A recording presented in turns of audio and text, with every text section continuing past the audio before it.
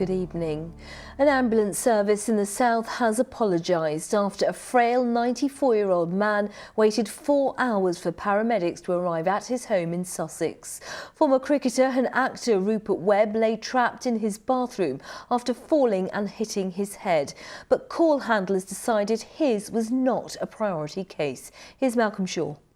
I think they're much more comfortable. Rupert Webb has a heart condition and also suffers from rheumatoid arthritis. So when the 94-year-old fell and hit his head, his wife Barbara was extremely concerned. She immediately contacted the CareLink emergency alarm system, who in turn called 999. But it was 4 hours before paramedics arrived at the couple's flat in Rottingdean. They are very, very behind with everything. And with this particular job, they were well behind. I just said, "Where have you been?" "Well, it's always like this," they said. "We're so sorry. We're so sorry. But it is always like this." I said, "Well, it shouldn't be, should it?" And they said, "No, it shouldn't." Mr. Webb had slipped and fallen in the bathroom, striking his head on the basin. He then lay trapped on the floor, his condition deteriorating. He was just... I was saying, "Are you asleep?" No, I'm not. The word is fading. And then I can only tell you, if you're in that position, you can't wait for the ambulance. In fact, it was a neighbour in his 70s who came first and lifted Mr. Webb up and into a chair. The paramedics arrived shortly after, apologised for the delay and checked Mr. Webb over. CCAM says it's now investigating why the ambulance was so delayed. CCAM told us the demand placed upon our resources and delays at hospitals waiting to hand over patients means that there are times when we are taking longer than we would like to reach some patients, and in particular those in a non-life-threatening condition. Last week we revealed how CCAM is struggling to attract enough staff. It's currently short of 140 paramedics, putting even more strain on the service. It impacts on our staff, on my members of Unison, that when we haven't got sufficient staff, we need our existing staff to work that much harder to try and make up for the shortfall. The Webbs have received a letter from CCAM telling them how to lodge a formal complaint, something they're likely to do, if only to make sure no one else has to wait so long for an ambulance. Malcolm Shaw, ITV News, Rottingdean. Well, CCAM declined to be interviewed about that case. They have apologised to Rupert Webb. In their statement, they blame stretched resources. A 59-year-old pedestrian has died after a collision with a car on the A27 in Lancing this morning. The man died at the scene. A driver of a black BMW was taken to hospital with minor injuries and has since been arrested on suspicion of causing death by careless driving. Motorists faced 20 miles of tailbacks while the road was closed. A charity in Hampshire is determined to bring conversation about sexual abuse out into the open. It's part of a nationwide awareness week to spread the message that help is out there. Around 97,000 adults are raped each year in England and Wales, and 1 in every 14 adults say they were sexually abused as a child. Emma Wilkinson has been hearing some of the human stories behind the statistics. We've changed their voices to protect their identities. There was no one to help, nowhere to go, and physically I was getting more and more disabled, really. This lady was sexually abused as a child.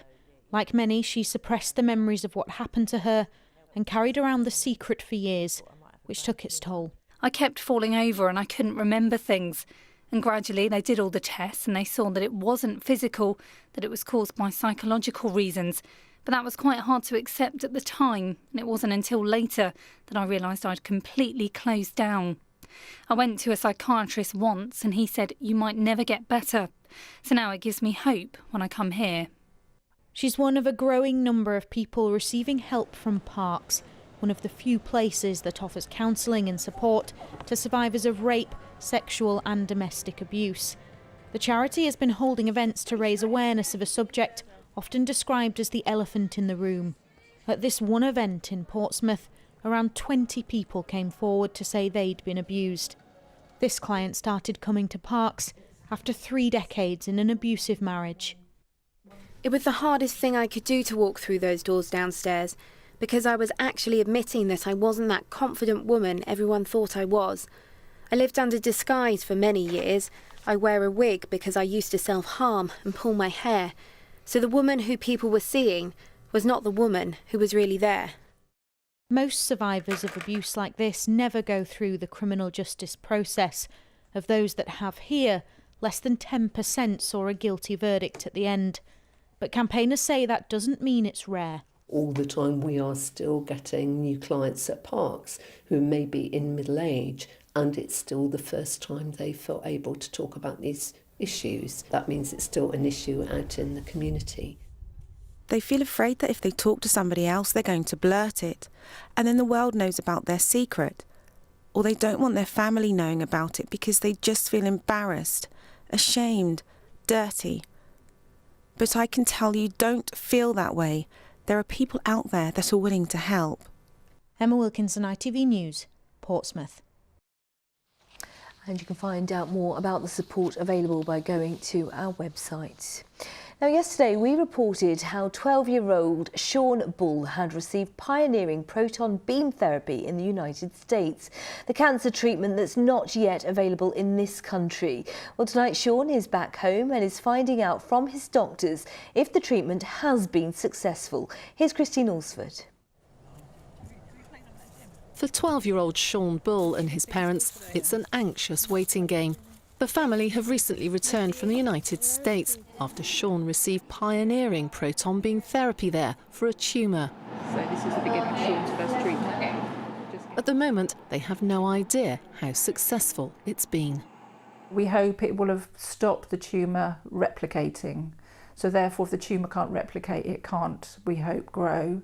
Sean was diagnosed 10 years ago. Since then, he's clocked up a huge number of tests and treatments. Can you just show us what you've got in the bag there? Yeah, these are my beads that I've got from every single one of my treatments. Wow. And how many beads have you got? 1,200. 1,200 beads? Yeah.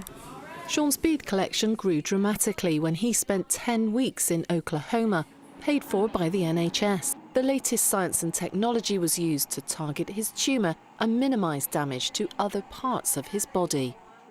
Today, the family are receiving the results of the first scan after protons, with the doctors at Southampton General Hospital who referred Sean overseas. This is your tumour, and that's April. So you can see it's right in the middle of the spinal cord. And now you can see that there's a nice CSF gap here. For Sean and his family, it's the news they've been hoping for. We were getting to the stage with the tumour where the nerves were going to be squashed and he was going to lose feeling in his hands. And so, yeah, I mean, to have all that space in his spine again, yes, brilliant. I didn't expect it to be quite as dramatic as that. No. Proton beams targeted only at Sean's tumour mean damage to the rest of his body has been reduced compared with more conventional radiotherapies. We've tried to limit damage to normal Sean DNA. That's how I'd like to think about it, and that's really where the key is. We're driving a wedge between tumour and normal tissue. I just feel happy that it worked and it's all fine. Sean will need to be monitored closely for any long-term side effects, but for now, for the first time in a long time, he's free to have fun. Christine Alsford, ITV News. And let's take a look at the weather now. Here's Simon. From sleet to the slopes, driving through Europe.